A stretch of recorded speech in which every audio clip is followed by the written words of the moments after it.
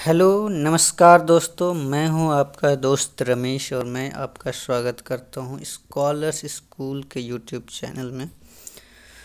जैसा कि सर्वविद आप लोग जानते हैं कि ये पतंजलि योग सूत्र की श्रृंखला है। आज का जो सूत्र है 12वां नंबर का सूत्र है और इसमें हम लोग देखेंगे, जो पहले हम लोगों ने देखा कि जो 5 वृत्तियां हैं कैसे हमको प्रभावित कर रही हैं हमारे चित्त को दो रूप से, क्लिष्ट भी और अक्लिष्ट भी, मैंने यानी कि जो योग साधना में सहायक है और एक जो होती है कि हमें योग साधना से रोकती है, योग के मार्ग पे आगे बढ़ने से हमें बाधा पहुंचाती है, उसे क्लिष्ट वृत्ति कहते हैं। हम लोगों ने 5 वृत्तियों के बारे में जान लिया था: प्रमाण, विपर्यय, विकल्प, निद्रा और स्मृति।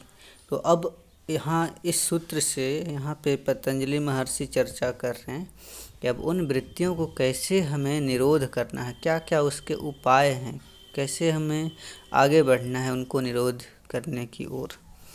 तो पहला 12वां सूत्र है, उसमें कह रहे हैं अभ्यास वैराग्याभ्याम तन निरोध। उन चित्त वृत्तियों का निरोध अभ्यास और वैराग्य से होता है। चित्त की वृत्तियों का सर्वथा निरोध करने के लिए अभ्यास और वैराग्य ये 2 उपाय हैं।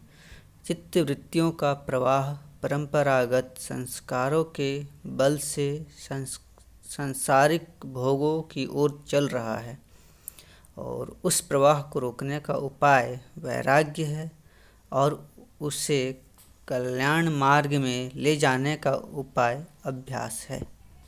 देखिए यहाँ पे बहुत ही उन्होंने सटीक बात कही है।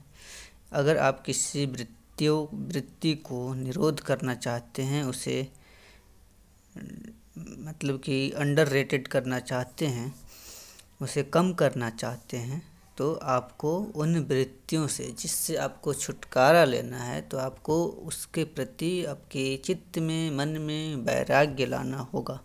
साथ ही साथ उस वैराग्य को कंटिन्यू करने के लिए आपको अभ्यास करना होगा। बहुत ही सरल शब्दों में इन्होंने बता दिया। जैसे कि आप मान लीजिए कि उदाहरण स्वरूप कि आपको जल्दी उठने की आदत डालनी है, ठीक है। तो पहली चीज़ जो लेट उठने की आदत है, उससे आपको उसमें वैराग्य वो लाना होगा, वैराग्य का भाव कि हमें अब लेट नहीं उठना है, हमें जल्दी उठना है, ठीक है। अब तो वैराग्य के भाव तो आ गई आपके पास, लेकिन अब उसे कंटिन्यू कैसे करेंगे आप उसमें आपको कंटिन्यू करने के लिए अभ्यास ज़रूरी है। वैराग्य के भाव लाने से आप सफल नहीं हो जाएंगे, आपको उसके प्रति लगन पूर्वक उसमें आगे बढ़ना पड़ेगा अभ्यास के थ्रू। तो ये 2 जो अभ्यास और वैराग्य हैं, उससे हम किसी भी वृत्तियों को या तो बढ़ा सकते हैं, यानी कि जो हमें बढ़ाना है उसमें अभ्यास वैराग्य आपको सफलता देगा, और जिसको घटाना है उसमें भी आपको ये सहायता देगा। तो दोनों रूप से ये प्रयोग हम कर सकते हैं। जैसे कि आपको किसी चीज़, कोई खाना आपके लिए हानिकारक है लेकिन आपको पसंद भी है, उसमें आप पसंद भी करते हैं उस खाने को, तो आप उस खाने को अगर में वैराग्य लाना है तो क्या करेंगे, कभी कभी इतना माने उसको खा लेंगे, इतना ज़्यादा कि आप बीमार हो जाएं। फिर आपके मन में ऐसा आ जाएगा एक पल के लिए कि बेकार है ये खाना, नहीं खाना चाहिए।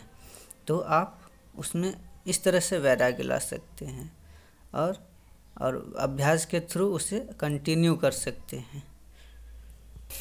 हाँ, तो यहाँ पे महर्षि ने कहा कि आप अगर रोकना चाहते हैं किसी वृत्ति को, तो उसमें आप वैराग्य उत्पन्न करें और उसको कंटिन्यू करने के लिए आपको अभ्यास, मैंने दो उदाहरण के स्वरूप यहाँ पे समझाया है, और भी आप अपने स्तर से समझ सकते हैं। जब आप इस बुक पतंजलि योग सूत्र किसी बुक का अपने से अध्ययन करेंगे तो आपके मन में और भी बातें क्लियर हो जाएंगी और भी स्पष्ट हो जाएंगी।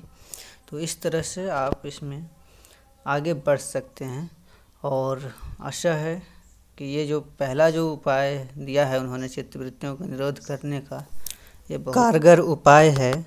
और इस तरह से आज की चर्चा यहीं पे हम लोग समाप्त करेंगे। अब जो आने वाले जो सूत्र हैं उसमें हम लोग और भी देखेंगे कि क्या क्या और उन्होंने टेक्निक बताया है। उक्त दोनों अभ्यासों से जो अभी हम लोगों ने चर्चा की, दोनों अभ्यासों से पहले अभ्यास का लक्षण अब बताते हैं। अगले सूत्र में हम लोग अभ्यास के लक्षण देखेंगे। तब तक के लिए धन्यवाद।